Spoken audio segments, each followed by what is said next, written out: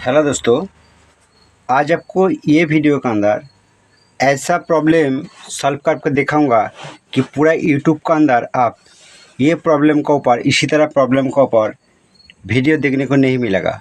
मतलब प्रॉब्लम जैसा same video आप देख सकते हो, बट इसका जो फॉल्ट है ये अलग सेक्शन का फॉल्ट है। तो स्टेप बाय स्टेप सब कुछ आपको वीडियो के अंदर दिखाऊँगा कि इसका फॉल्ट क्या है कि ईएसटी सप्लाई लो है। जब ईएसटी सप्लाई लो हो जाता है तो क्या क्या चेक करके देखना पड़ेगा, आपको बहुत कुछ वीडियो के अंदर बताऊंगा। ठीक है, तो फर्स्ट आपको सप्लाई देके दिखाना चाहता हूँ। उसका पहले आपको दिखाना चाहता हूँ ये जो चैसिस है ये सैमसंग का। ठीक है, तो दोस्तों आप देख सकते हो ये जो चैसिस जिस तरह आप देख रहे हो इसी तरह ये सैमसंग का ही चैसिस। ठीक है, और ये 21 इंची टीवी के अंदर था। ठीक है, 21 इंची नॉर्मल टीवी के अंदर, ये नॉर्मल सेट का चैसिस है, ये अल्ट्रा स्लिम नहीं है। कुछ दिन पहले मैं इसका ईएसटी चेंज किया। इसका ईएसटी नंबर आपको एक बार दिखाना चाहता हूँ। तो इसका ईएसटी नंबर देखिए, BSC 25 218A ये इसका नंबर है, और RX नंबर है 8826 002388 इसका ईएसटी नंबर है। और दोस्तों ये आईसी वाला बेस बोर्ड है। ठीक है, और ये बिग बेस है। तो ये चैसिस का फॉल्ट है कि ये कुछ दिन चलने के बाद ये ऑफ हो गया। जब मैं अच्छा करके देखा कि इसका ईएसटी सप्लाई ड्रॉप प्रॉब्लम आ गया। तो ईएसटी सप्लाई क्यों ड्रॉप होता है, इसके ऊपर मेरा चैनल के अंदर बहुत वीडियो देखने को मिलेगा, यूट्यूब के अंदर भी बहुत वीडियो देखने को मिलेगा, बट ये प्रॉब्लम पूरा अलग सा है, इसलिए ये मैं पीसीबी को ओपन करके लेके आया। ठीक है, तो मीटर का नेगेटिव कॉर्ड यहाँ पर मैं नेगेटिव का कनेक्शन कर दिया। ठीक है, और ईएसटी सप्लाई ओपन करके ये जो ईएसटी सप्लाई है आप देख सकते हो, ये जो पिन है यहाँ से ईएसटी सप्लाई निकलता है, और बीच में ये डायोड है, डायोड का पास यहाँ से यह तक कॉइल रहता है, कॉइल का बाद यहाँ से लाइन ईएसटी पर जाता है। तो जब ईएसटी सप्लाई में ड्रॉप देखा तो ईएसटी सप्लाई जो यहाँ पर एक कॉइल है रेजिस्टेंस जैसा देखने को मिलेगा, तो ये कॉइल को मैं यहाँ से ओपन कर दिया। ओपन करने के बाद मैं फर्स्ट टाइम सोचा कि ईएसटी शॉर्ट हो सकता है, इसलिए वोल्टेज ड्रॉप हो गया, इसलिए मैं ईएसटी को ओपन कर दिया। ठीक है, सप्लाई को ओपन कर दिया। ओपन करने के बाद यहाँ पर मैं 100 वाट एक बल्ब कनेक्शन किया, ये नेगेटिव है और ये सप्लाई लाइन है। तो दोस्तों ये 100 वाट बल्ब है।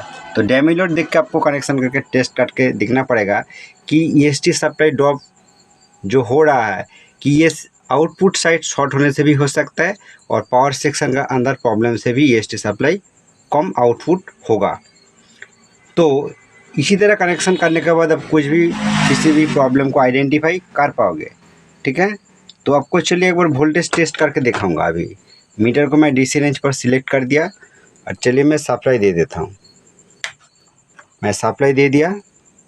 इसका इंडिकेटर फर्स्ट टाइम ऑफ था, और कुछ इधर उधर सोल्डरिंग करने के बाद इसका इंडिकेटर ऑन हो गया। आप देख सकते हो हल्का सा जल रहा है, और आउटपुट डैमेज लोड ये हल्का जल रहा है क्योंकि इसका वोल्टेज आउटपुट वोल्टेज ड्रॉप है। तो यहाँ पर कितना वोल्ट आ रहा है जो ईएसटी सप्लाई लाइन 74 वोल्ट। ठीक है, 74 वोल्ट इसका ईएसटी सप्लाई अभी बन रहा है।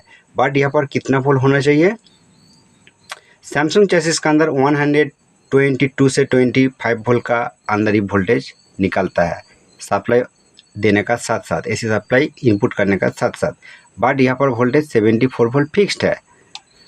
और जब ये जो ईएसटी सप्लाई लाइन में कनेक्ट कर देता हूँ 90 वोल्ट का आसपास यहाँ पर आ जाता है। अभी ये ईएसटी सप्लाई लाइन ओपन है। ठीक है, तो इसी कंडीशन पर क्या क्या चेक करके देखना पड़ेगा। चलिए मैं सप्लाई ऑफ करके आपको थोड़ा मैं बताना चाहता हूँ कि सैमसंग चैसिस के अंदर जब वोल्टेज ड्रॉप हो जाता है या वोल्टेज हाई हो जाता है, तो यहाँ पर TL431 का ट्रांजिस्टर है यहाँ पर।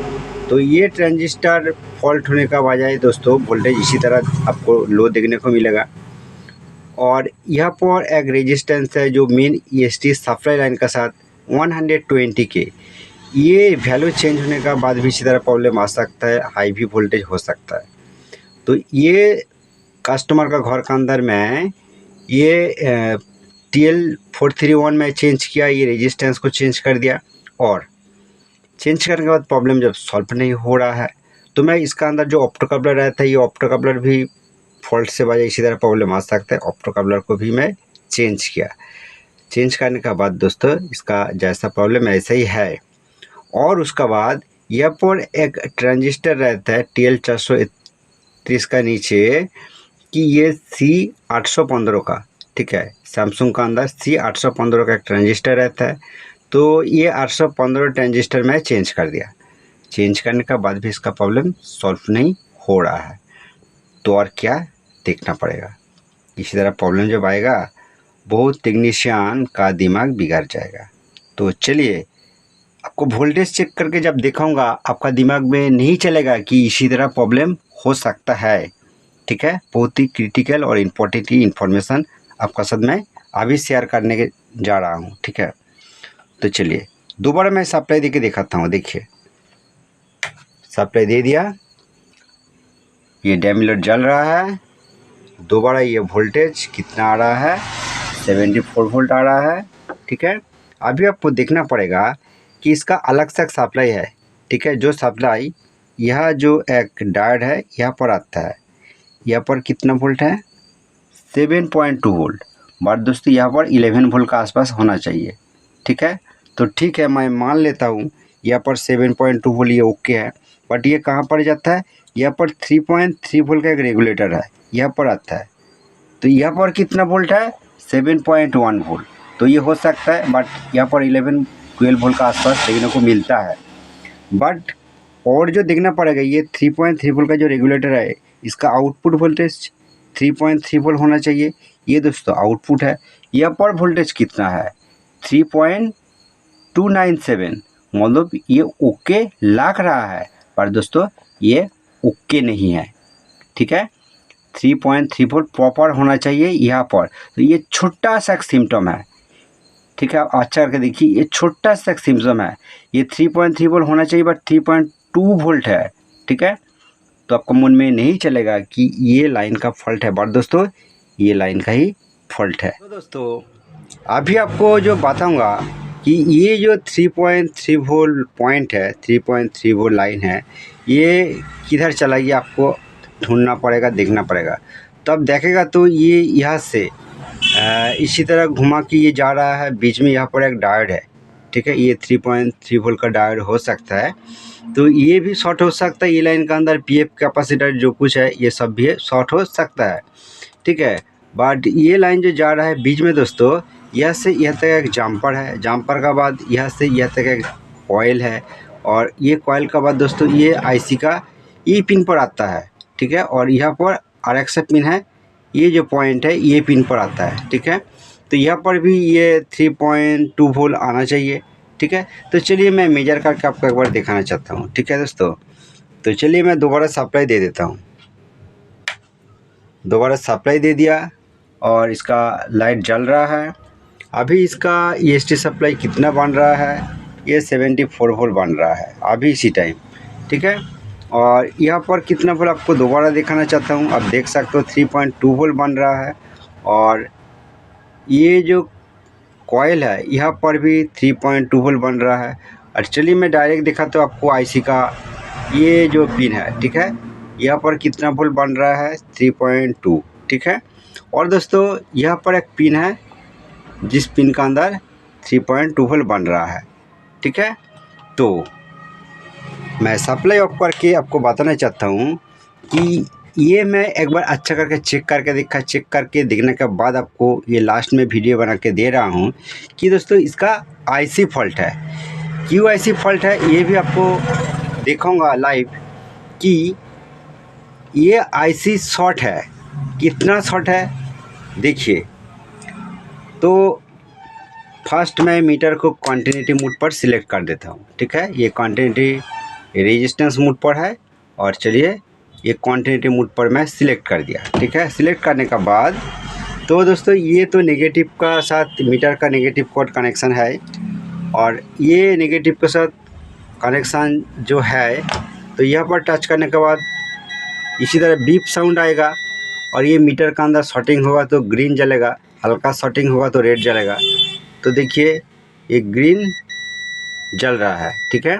तो नेगेटिव के साथ मतलब नेगेटिव के साथ ये जो 3.3 वोल्ट पॉइंट है, इसका ओम्स कितना अभी आ रहा है देखिए, ये देखिए 46 ओम्स आ रहा है नेगेटिव के साथ, और ये रेड लाइट जल रहा है मीटर के अंदर, देखिए हल्का सा शॉर्ट है, रेड लाइट जल रहा है 64 ओम्स। तो कुछ भी सप्लाई लाइन का अंदर इतना कम ओम्स नहीं देखा जाता है, ठीक है। तो ये 64 ओम्स आ रहा है, और ये IC पिन पर भी आप देख सकते हो 64.8 ओम्स आ रहा है, क्योंकि बीच में रेजिस्टेंस और कॉइल रहता है इसलिए।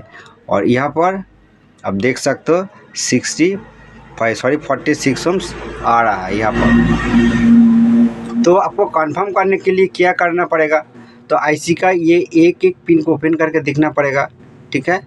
तो चलिए मैं IC का ये दोनों पिन को ही मैं ओपन कर देता हूँ, ठीक है। ओपन करने के बाद आपको दिखाता हूँ कि क्या इसका अंदर 3.3 वोल्ट पॉपर बन रहा है कि नहीं, और ये जो EST सप्लाई पॉपर बन रहा है कि नहीं। तो मैं एक हाथ से कैमरा कर रहा हूँ आपको अच्छा करके पूरा पॉइंट टू पॉइंट दिखाने के लिए, ठीक है। तो मैं अभी ये पॉइंट को ओपन कर दूँगा, IC का